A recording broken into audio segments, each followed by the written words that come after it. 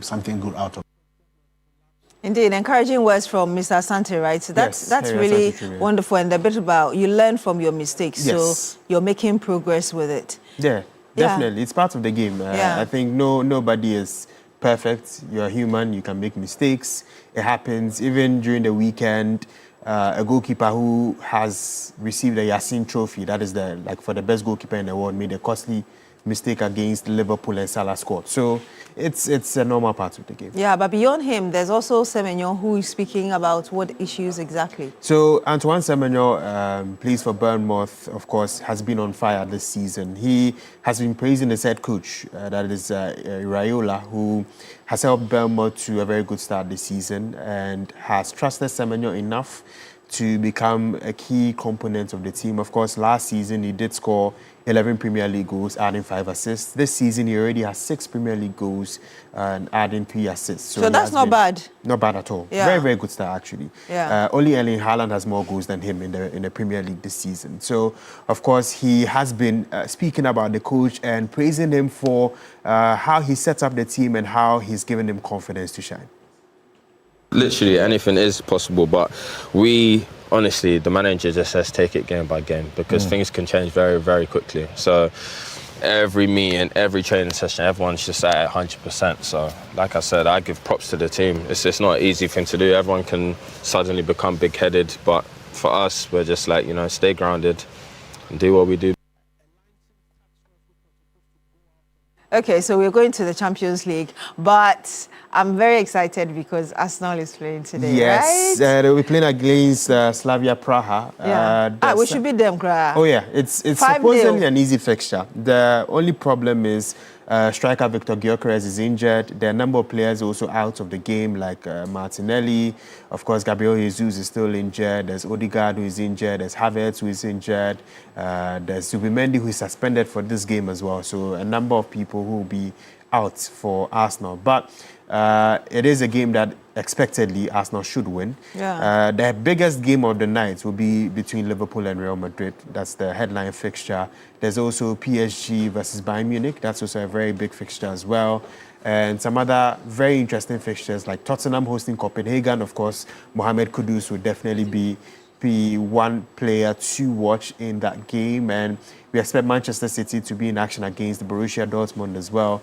And so very, very nice fixtures on Tuesday night, but the blockbuster one will be between Liverpool and Real Madrid. There's also Atletico Madrid versus Union Saint-Gilloise as well. There's Olympiacos versus PSV. There's Bodo Glimt versus Monaco, Juventus versus Sporting as well. And so these are the fixtures that will be happening on Tuesday, and Napoli versus Eintracht. I mean, if I was getting the opportunity to watch, aside from all the top, I think I would love to watch Bayern and PSG. Yeah. That would be a good match, actually. Yeah, I think. Very good match. Yeah, it would be very interesting. Yeah. But beyond that, there's the CAF Interclub.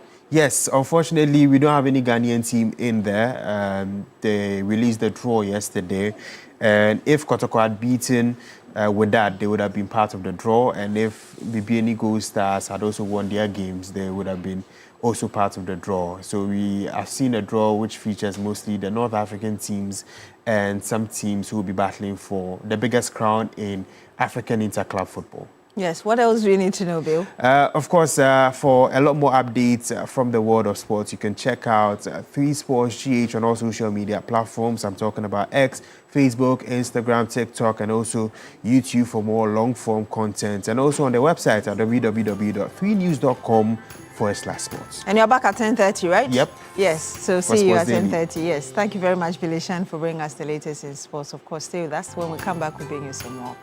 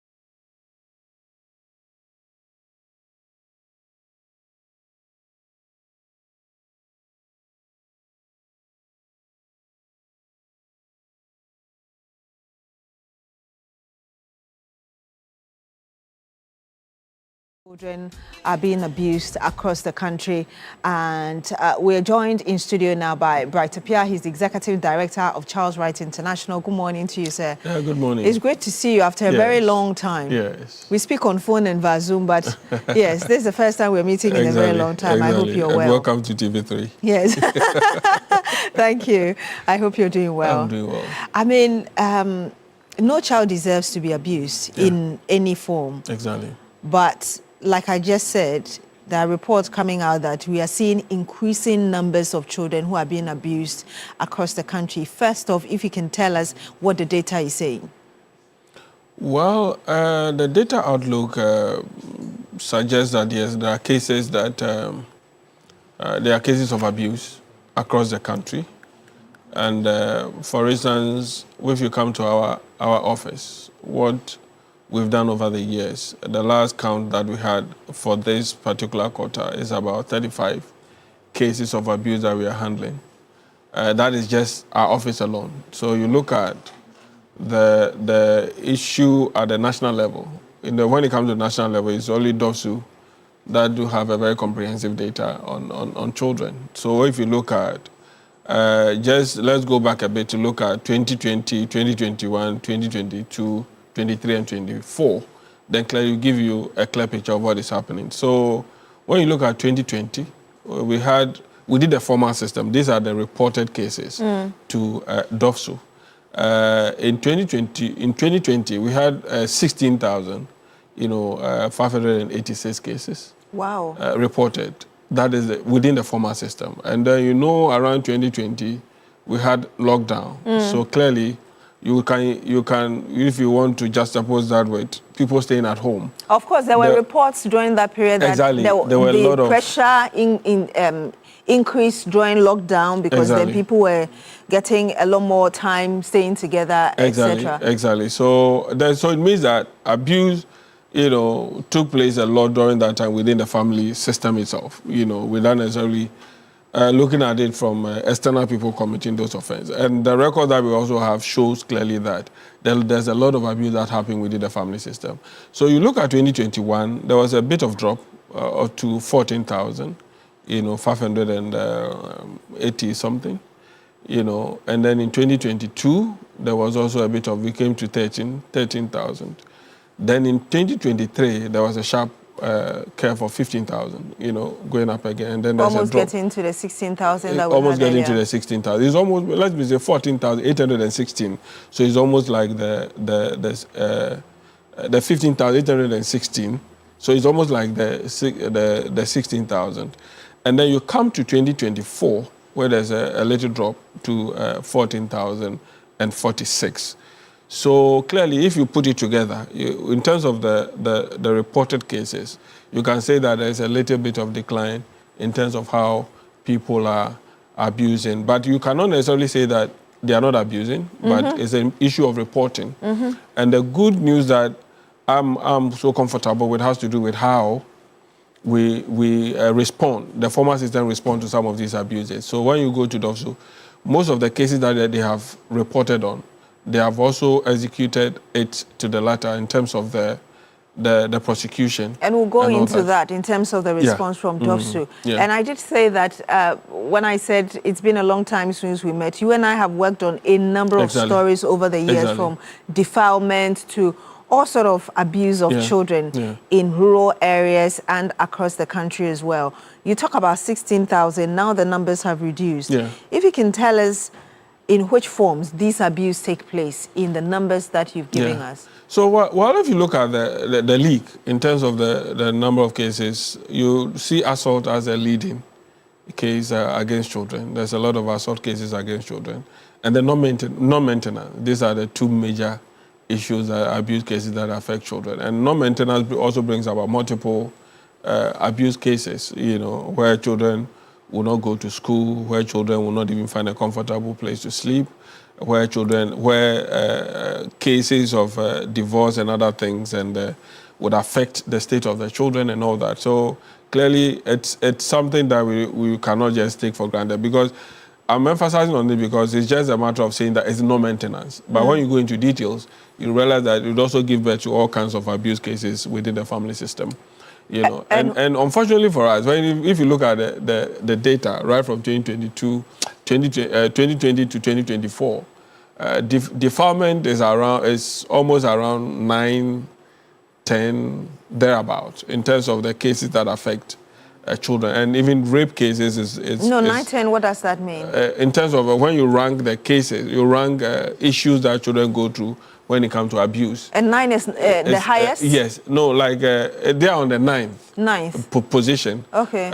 Deferment is 9th on the league, but the first one is assault, and the second is non-maintenance, and then the rest follows. So that is the kind of abuse cases that children go through and all that. Yeah. And when you talk about assault, I want you to also break it down for us, because there could be verbal assault, there could be people pouring hot water on children. Exactly. We've heard. So which specific I use the word assault because of the harm aspect of it, because anything that you do to a child that causes harm to the child, it's one of the things that. So there's a lot of different cases, like just as you've mentioned.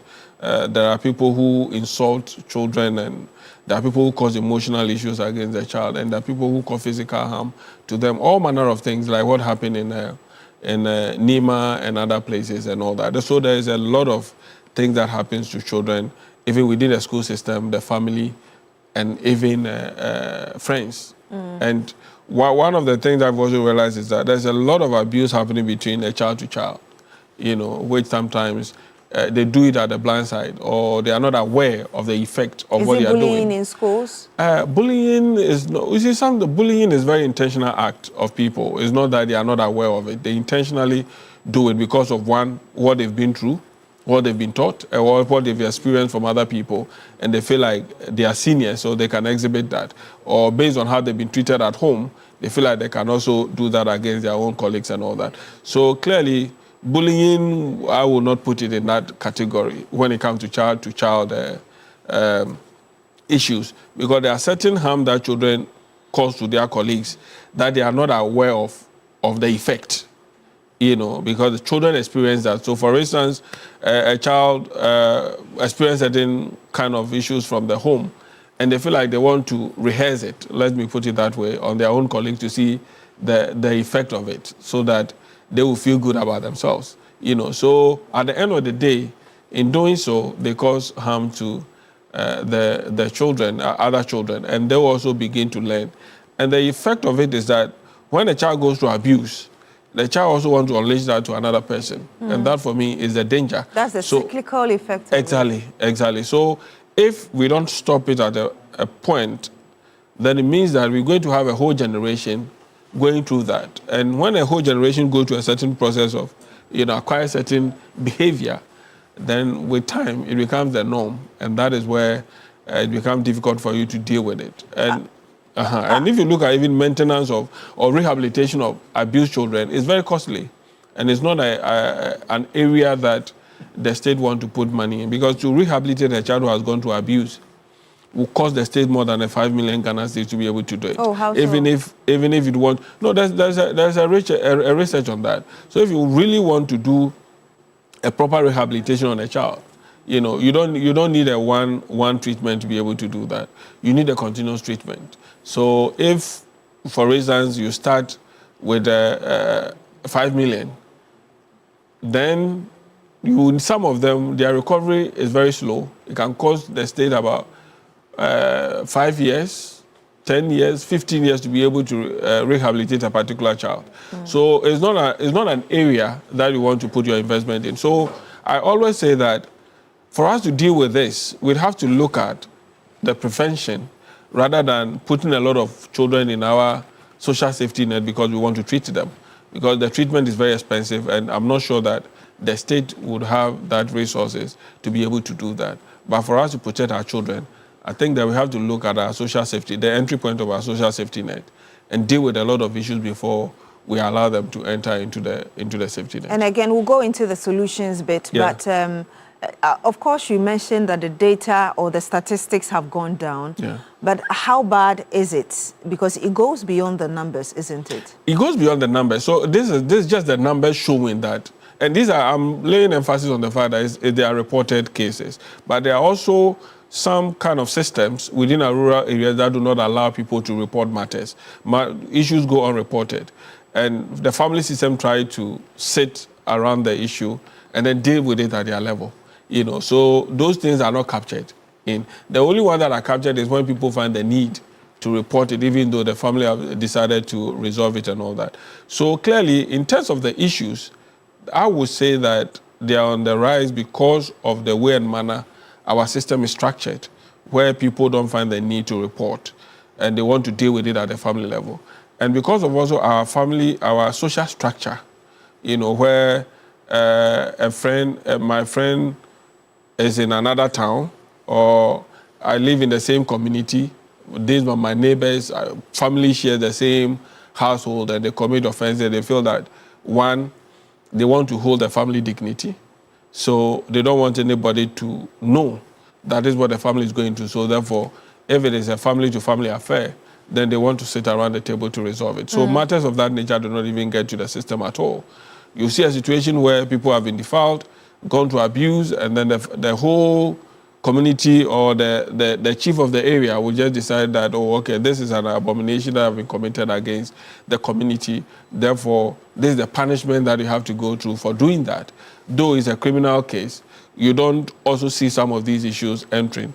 And I believe that it is as a result of it, that's why we see a lot of abuse, because it takes confidence for somebody to commit certain type of abuse against children, especially when it comes to defilement and rape. Because they know they will not be dealt with. They will not be dealt with. If they know the consequences or the effect of their actions, I think that it will deter them from doing that. And that is where I feel that our system has not really responded to how we should handle matters of this nature. So we haven't done enough in terms of the system? Yes, of course. I think that the system is not really, because I always say that the byproduct of any system should be able to also do an advocacy, in the sense that people must be aware that when they commit this offense, this is the kind of punishment that they will face, so that it will deter them from doing that.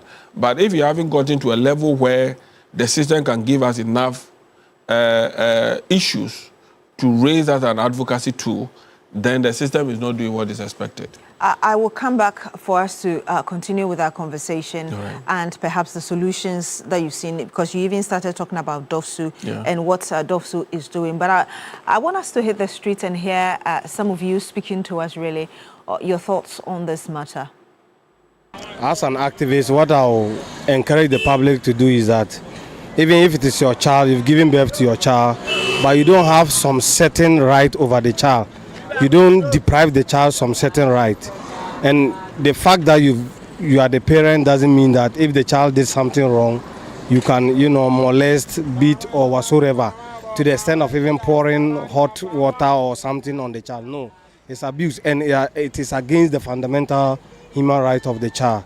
And situations like this, when you are caught, bear in mind that the law will take you on. This world that we are, the schedules and the work and stuff, we have been so busy to extend that even our children, sometimes we have to leave them to a nanny or someone around or someone that stays in the house to take care of the child for you, whilst means you are away.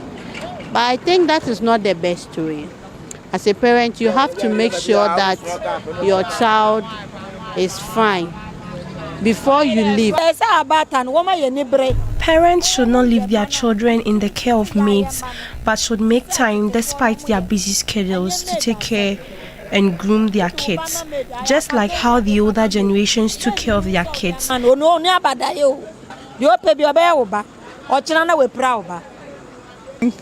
of the ways that child rights abuse can be curbed in our community is by increasing the education, in school, so that they get to, they are exposed to some of the dangers and some of the things that are out there. Most parents are so busy with work, going, coming forth and all that, and that results in those things. And especially, let's say if they've got caretakers at home, you can't actually rely on them. Some of them are not trustworthy, I would say. Parents should try and adjust, work and taking care of their kids.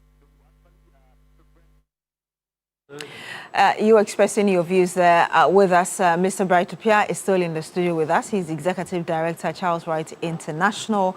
Mr. Opia, I mean, the last two people who spoke, the gentleman who talked about ensuring that we are teaching this in our schools, and then the lady talking about how busy parents are nowadays and not having time. I'm just wondering what you think about the views expressed. Yes, you see, it boils down to the advocacy that you're talking about. Yes, we are all aware that definitely parents will be busy doing certain things, one thing or the other.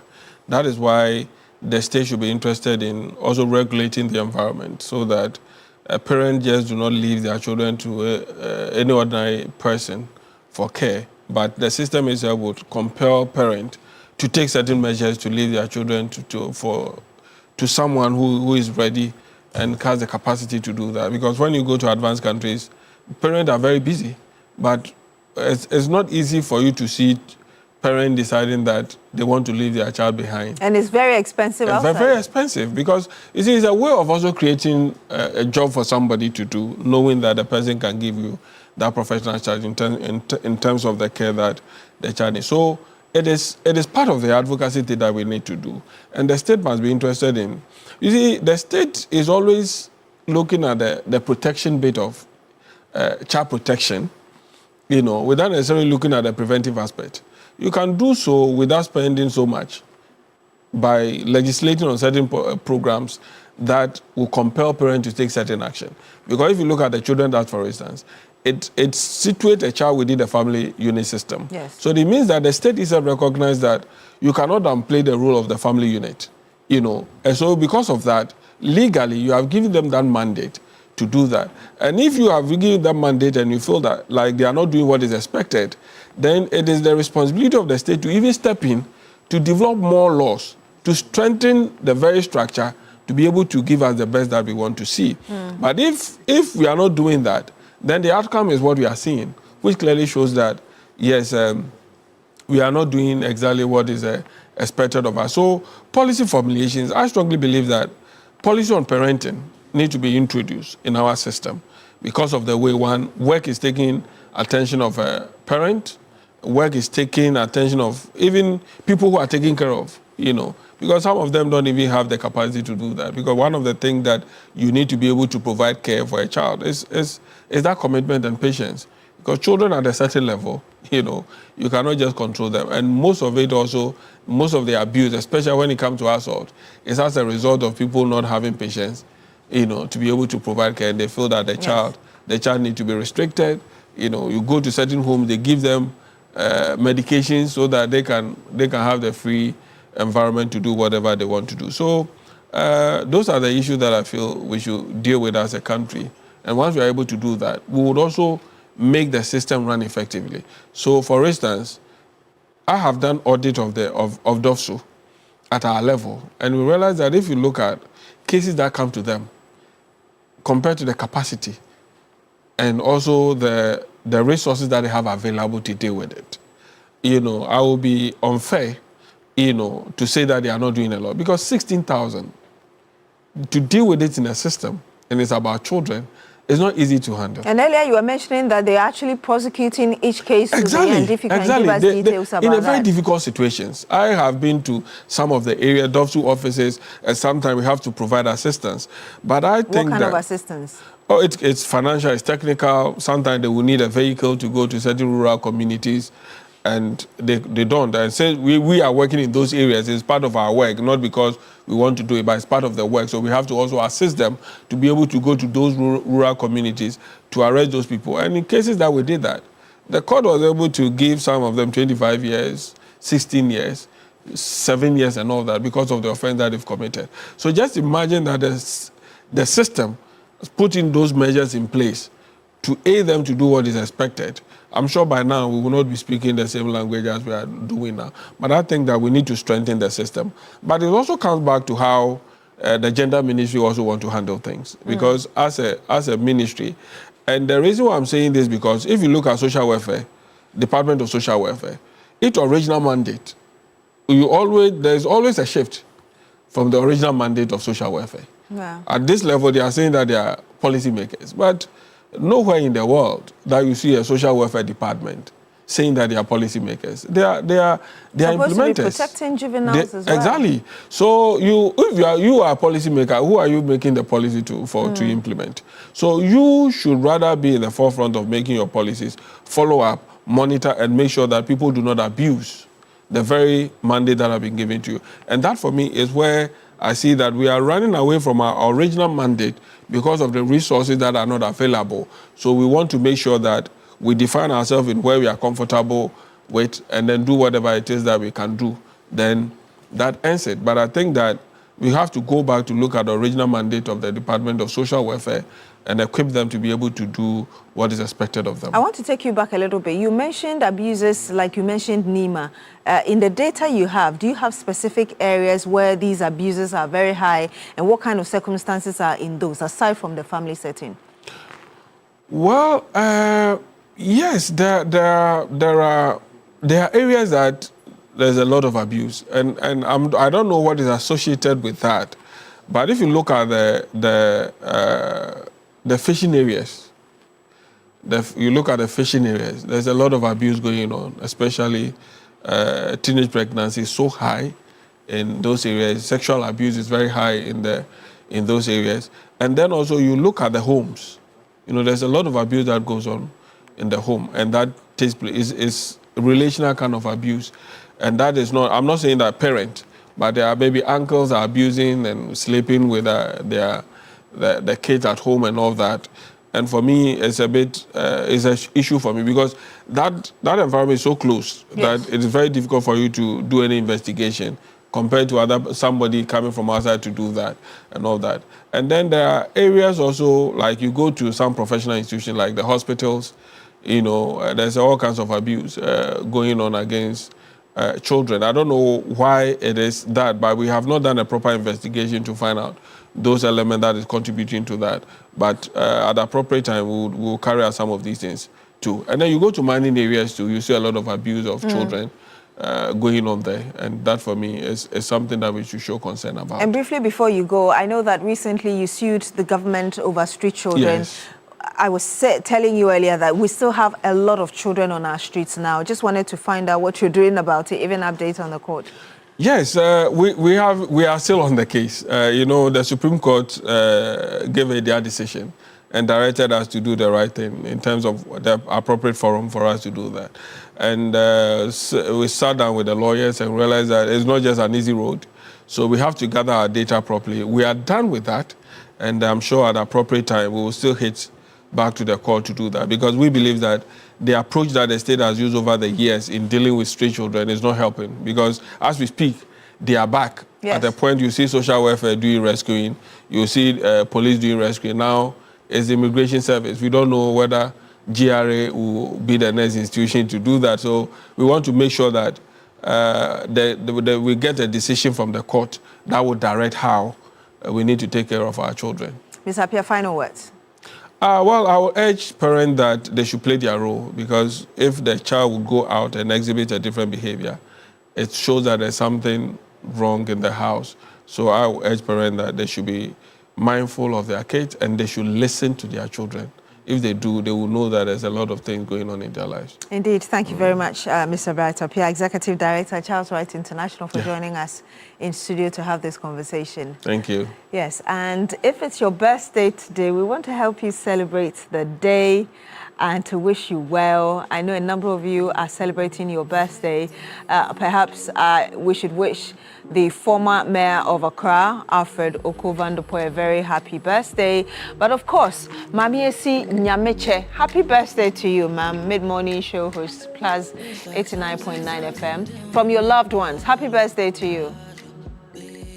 Patience Mariama Nate, happy birthday to you. Ajwa Enchiwa Asante, happy birthday to you, ma'am. Dixon Kumi Ejakwa, happy birthday to you. Mickey Dollar, happy birthday to you, young man. Anthony Kofi, happy birthday to you. Kofi Obin Chiribwa Jr., happy birthday to you, young man. Wisdom Cobbler, happy birthday to you, sir. Abina Amponsa, happy birthday to you, madam. WO1 Latte, happy birthday to you, officer. Auntie Comfort, happy birthday to you, ma'am. Have an amazing day. Okay, we've already done Dixon, happy birthday. Eugenia Eninfo, happy birthday to you, ma'am. Margaret Ohimi Cheneboa, happy birthday, madam. And special birthday greetings going on to Wesley Nutipapa Novo. We love you, Coco, from your parents and the entire family. Happy birthday. Irene Joybin of Pink Ribbons Enterprise, Tamale. God bless you exceedingly. Happy birthday from Osman Mubarak. And Roland Walker. Oh, that's my baby. That's my baby. Jacqueline. Oh, I see. Jacqueline is a rugby player. She's the only rugby player I know in Ghana. Oh, lovely. Yeah. Jacqueline, happy birthday, Jacqueline. Wishing you good health and more. Kisses. Mwah, mwah, mwah. All right. Also, happy birthday wishes going out to you, Gideon. Wishing you more blessings and happiness from Leslie, especially going out to you, Gideon. Patrick Adolfo, member of the NDC communications team. Happy birthday to you from the MP for Asunafo North. Happy birthday to you, sir. Miss Tampo for happy birthday. Also going out to you, Emmanuel Dramani Musa. May the good Lord bless you and keep you from Mrs. Lydia Opoku to you. Mr. Charles Dex, happy birthday, sir. Okay, so that's actually the last birthday. All right. The last birthday for today. Well, if it's your birthday today and we didn't send you shouts, you forgive us. And we're wishing you a very happy birthday. We send you mega shouts, mega shouts. Indeed. Mega shouts. And remember that hunger can strike at any time, but Royal Cane Cracker is always on standby when you need something enjoyable to munch on. Royal Cane Cracker brings the crunch and the buttery taste. It fits right into your day, morning, noon, or night. Royal Cane Cracker. Take choke your hunger. That's it, right? Take choke your hunger. Oh, take choke your hunger. So you're too English. You're too English. You're too European. Take choke your hunger. Yeah. I'm learning broken English. Yes, just grab one and enjoy. This advert is FDA approved. And I think that will be our show, for today. Yes. We'll be back tomorrow. Yes. With another edition of TV3 Newday. Thank you so much for watching us today, and do enjoy the rest of our programs. My name is Nash Shako. Roland was here earlier with us. And yes. My name is Paige Sedu. Thank you so much. Enjoy the rest of our programs.